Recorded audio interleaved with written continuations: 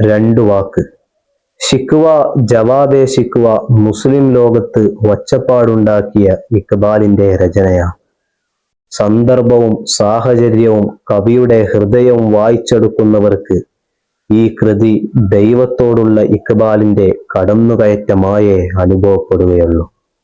ഇക്ബാലിന്റെ വിശ്വാസത്തെക്കുറിച്ച് പണ്ഡിത ലോകത്ത് കൂലങ്കഷമായ ചർച്ച നടന്നിട്ടുണ്ട്. ജവാബെ ശിക്വ രചിക്കപ്പെട്ടതോടെ ഇക്ബാലിന്റെ ഹൃദയം അവർക്ക് മുമ്പിൽ തുറക്കപ്പെട്ടു. അള്ളാഹു അടിമകൾക്ക് ഗുണം ചെയ്യൽ അവന്റെ നിർബന്ധിത ബാധ്യതയാണെന്ന തെറ്റായ വിശ്വാസം ഇക്ബാലിനുണ്ടായിരുന്നില്ലെന്ന പ്രത്യുത്തിലൂടെ നമുക്കിത് ബോധ്യപ്പെടാവുന്നതാണ്. സ്വന്തം സമുദായം അനുഭവിക്കുന്ന ദുരവസ്ഥയിൽ മനം നൊന്ത സമുദായ പ്രേമിയുടെ നൊമ്പരമാണ് ശിക്വയും ജവാബെ ശിക്വയും. സകലകലാ വല്ലവനായ അല്ലാമ മുഹമ്മദ് ഇക്ബാൽ ആത്മീയ ലോകത്ത് വിരാജിച്ച അള്ളാഹുവിന്റെ അടിമയായിരുന്നു. പാരമ്പര്യം ഇസ്ലാമിന്റെ പ്രകാശമാണ്. അതിൽ കലാപം സൃഷ്ടിക്കുന്നവർക്ക് മതചൈതന്യം ആസ്വദിക്കാൻ സാധ്യമല്ല. മുഹമ്മദ് നബി സല്ലല്ലാഹു അലൈഹി വസല്ലമ തങ്ങൾ, സ്വഹാബത്ത്, താബിയുകൾ, തബൗ താബിയുകൾ തുടങ്ങിയവയിലൂടെ ലഭിച്ച ഈ പ്രഭ ആധുനിക മുസൽമാന് നഷ്ടപ്പെട്ടതാണ്. ഇടയനില്ലാത്ത ആട്ടിൻ പറ്റത്ത പോലെ സമുദായം ഉയലാൻ കാരണമായത്. ഇക്ബാലിന്റെ യുഗപ്രഭാവ കാലത്ത് ക്ലീൻ ഷേവ് ചെയ്ത് കോട്ടും ഷൂസും ധരിച്ച് ജീവിച്ചിരുന്നയാളായിരുന്നുവെങ്കിലും അവയൊന്നും അദ്ദേഹത്തിന്റെ ആത്മീയ ജീവിതത്തിനെ ഒരു മങ്ങലും ഏൽപ്പിച്ചിരുന്നില്ല. പ്രവാചക സ്നേഹിയായ ഇക്ബാലിന്റെ അവസാന കാല ജീവിതം അത്തരം ഒരു യാഥാർത്ഥ്യമാണ് തുറന്നുകാട്ടിയത്. നൂതനവാദികൾ ഇസ്ലാമിന്റെ പാരമ്പര്യം ഉൾക്കൊണ്ട് ജീവിക്കുന്നവരെ യാഥാസ്ഥികരെന്ന് വിളിച്ച് താഴ്ത്തിക്കെട്ടുന്നത് ക്ഷന്ത്യവമല്ല. എന്തുകൊണ്ടും ഔന്നിത്യത്തിന് അർഹരായ മുസ്ലിം സമൂഹം അവഹേളനത്തിനും ആക്ഷേപത്തിനും ഇരയാകുന്നത് പരിതാപത്തോടെ നോക്കിക്കണ്ടവനായിരുന്നു ഈ വിനീതൻ. റഹ്മാനിയ അറബിക് കോളേജിലെ പാഠ്യ വിഷയമായിരുന്നു ശിക്വ ജവാബെ ശിക്വ. ബഹുവന്യരായ ഉസ്താദ് മുഹമ്മദ് അസ്അദ് ഹുസൈൻ അൽ ഖാസിമി ബീഹാർ ചരിത്ര സാക്ഷ്യങ്ങളോടെയാണ് അത് വിവരിച്ചു തന്നത്. ആ സമയത്ത് ഹൃദയത്തിൽ നിന്ന് മുളപ്പൊട്ടിയതായിരുന്നു ഈ ഗ്രന്ഥം.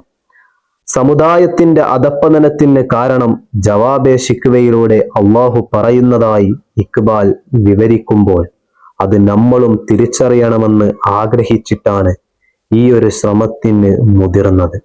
ശിക്വ ജവാബെ ശിക്വയുടെ വ്യാഖ്യാനങ്ങളായ ബാൻഖെ ദറ, മൻസൂമാത്ത് പോലെയുള്ള ഗ്രന്ഥങ്ങളിൽ നിന്നുൾക്കൊണ്ട ആശയങ്ങൾ ഖുർആൻ, ഹദീസ് തുടങ്ങിയ ഉൾക്കൊള്ളിച്ച് ലളിതമായി വിവരിക്കാനാണ് ശ്രമിച്ചത്.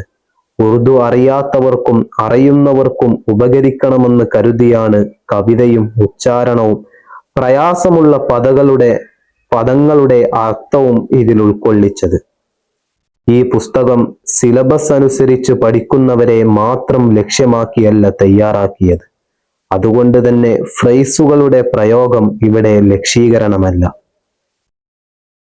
നിങ്ങളുടെ കൈകളിലെത്തിയ ഈ ഗ്രന്ഥം ഒരു കൂട്ടായ ശ്രമത്തിന്റെ ഫലമാണ്.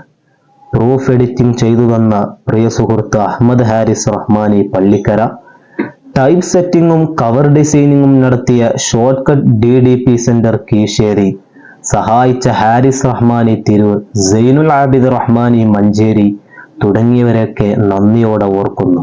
ഉപദേശ നിർദ്ദേശങ്ങൾ തന്ന ബഹുവന്യരായ ഉസ്താദുമാർ, എല്ലാവിധ പിന്തുണയും തന്ന മുഹമ്മദ് അസ്അദ് ഹുസൈൻ അൽ ഖാസിമി, അബ്ദുർ റഷീദ് റഹ്മാനി പയ്യനാട്, അവതാരിക തയ്യാറാക്കിയ പ്രൊഫസർ AP സുബൈർ തലശ്ശേരി, സഹകരിച്ച ആത്മമിത്രങ്ങൾ, എല്ലാവർക്കും വാക്കുകളിൽ ഒതുങ്ങാത്ത കടപ്പാടുകൾ രേഖപ്പെടുത്തട്ടെ.